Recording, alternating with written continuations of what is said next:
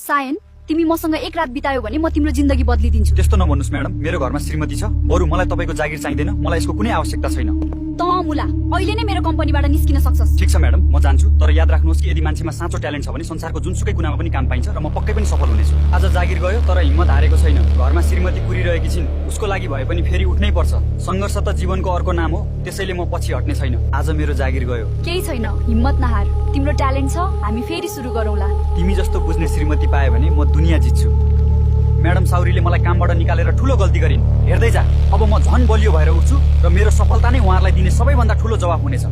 Ma'am, हाम्रो company एक्कासी लसमा गइरहेछ, केही ठिक छैन। के यस्तो कसरी भयो? पक्कै पनि यो सायनको काम हुनुपर्छ।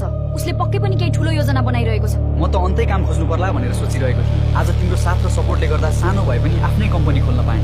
अब हेर्दै जाऊ, म यो कम्पनीलाई कहाँ पुर्याउँछु। सुरुमा सानो छ तर सपना ठुलो छ। यो ट्राभल्स एक दिन देशमै चिनिन्छ। तिमी अघि बढ, म सधैँ साथमा छु। हामी मिलेर यो कम्पनीलाई उचाइमा पुर्याउँछौ।